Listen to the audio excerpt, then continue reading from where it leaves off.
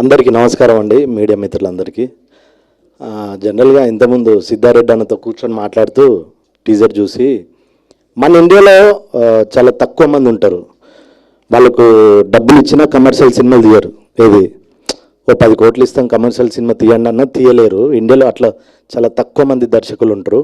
అందులో నేను ఎప్పుడో ఫిలిం ఇన్స్టిట్యూట్ చేసినప్పుడు అన్నతో మాట్లాడుతూ శ్యామ్ బెనగల్ గారి గురించి విన్నాను. 2005లో ఇన్స్టిట్యూట్ చేసినప్పుడు మాకు కొన్ని సినిమాలు చూపిస్తారు కదా, ఆ టైంలో ఆ పేరు విన్నాను. తర్వాత నేను ఇండస్ట్రీకి వచ్చిన తర్వాత సినిమాల పిచ్చితో కొన్ని సినిమాలు డిఫరెంట్గా చూడాలనుకునే టైంలో నగేష్ కుక్నూర్ గారి సినిమాలు చూశాను. డోర్ అని, తర్వాత ఎక్బాల్, అంటే చాలా రెగ్యులర్ సినిమాలు తీయరు వీళ్ళు. నాకు తెలిసి ఇండియాలో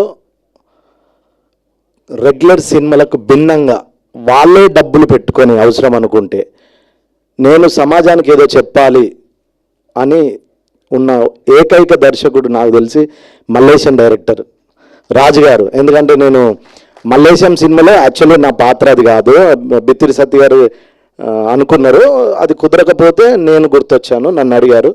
నేను అప్పుడు నాకు అనుకున్న డబ్బులు ఇచ్చారు. సార్ నేను ఈ టైం అంటే మేము పర్లేదు రండి అన్నారు. అప్పుడు నాకు తెలియదు, కొత్త డైరెక్టర్ కదా, వెళ్ళిపోయాను మనం ఏంటి అన్న.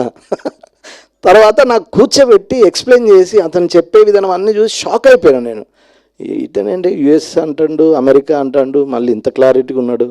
ఓకే తెలంగాణ కదా, మళ్ళీ ఆ చిన్న విలేజ్, ఎక్కడ ఎంత దూరం వెళ్ళినా ఆ ఊరు, ఆ మట్టి, ఆ క్యారెక్టర్స్ను వాళ్ళు విడిచిపెట్టరు కదా, అలా బాగా చేయించాడు.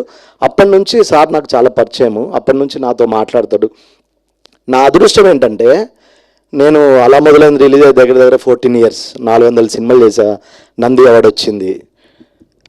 ఈ సినిమా మాత్రం చాలా భయపడుతూ చేశా.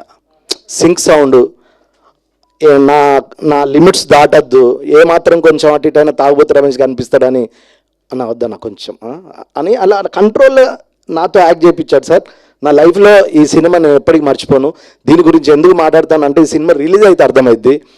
అలాగే చాలామంది హీరోలను ట్రై చేశారు, రాజుబాయి మేము మాట్లాడుకున్నాం, కానీ ఎవరికి రాసి పెడితే వాళ్ళకి ఆ సినిమా వస్తుంది అనడానికి మా హీరో ఇలా ఉన్నాడు. కానీ మీరు స్క్రీన్ మీద చూస్తే షాక్ అవుతారు.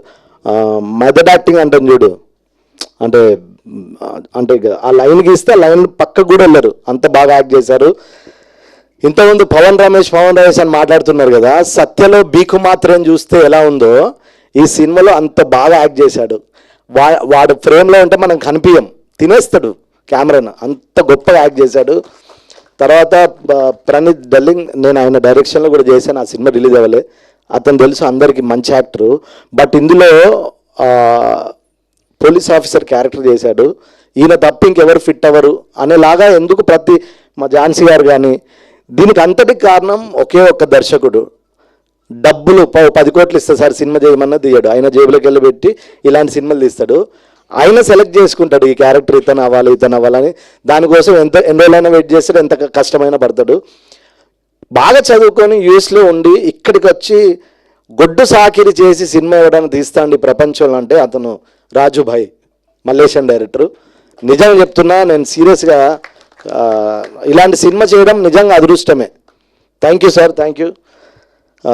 ఇంకా అన్న ఒకసారి వస్తావా ప్లీజ్, మీరే రండి. ఇతను రియల్ డాన్, సీరియస్గా నిజంగా. అంటే ఇతను రాజుబాయ్ పిలిపించి ఇతనితో యాక్ట్ చేయించారు. ఇతను ఫస్ట్ చూసినప్పుడు చాలా లైట్ తీసుకున్నా, ఎవడిండి ఎక్కువ చేస్తున్నా అనుకున్నా. ఈయన గురించి తెలిసిన తర్వాత అన్న పర్లేదన్న మీ ఓకే, మీరు ఓకే అంటే ఓకే, మరి ఇమ్రా అన్నాడు అనుకోమో. రియల్ అన్న మీతో యాక్ట్ చేయడం కూడా, అంటే రియల్ లైఫ్ దాదాలు ఉంటారు కదా, అట్లా యాక్ట్ చేయడం చాలా గ్రేట్గా ఫీల్ అయ్యా. Thank you brother. Okay ma'am నమస్తే మ్యామ్. మీ గురించి ఝాన్సీ గారు రోల్ చేసినప్పుడు మీ గురించి చాలా చెప్పారు మేడం. మీరు చాలా లెజెండ్, అంటే లెజెండ్ అనే ఒక పదం ఉంటుంది కదా మేడం, అందులో మీరు ఒకరు మేడం. చాలామందిని మీ మాటలతో వాళ్ళను మార్చడం అనేది అది ఝాన్సీ గారి రూపంలో జరిగింది. ఆ మేడంతో యాక్ట్ చేయడం కూడా మల్లేశం చేశాము. చాలా స్పెషల్ మేడం. ఈ సినిమా తర్వాత మీ గురించి మాట్లాడుకుంటారు, మీరు ఒక చరిత్ర అవుతారు ఈ సినిమా ద్వారా. Thank you ma'am, thank you. Thank you Ramesh గారు.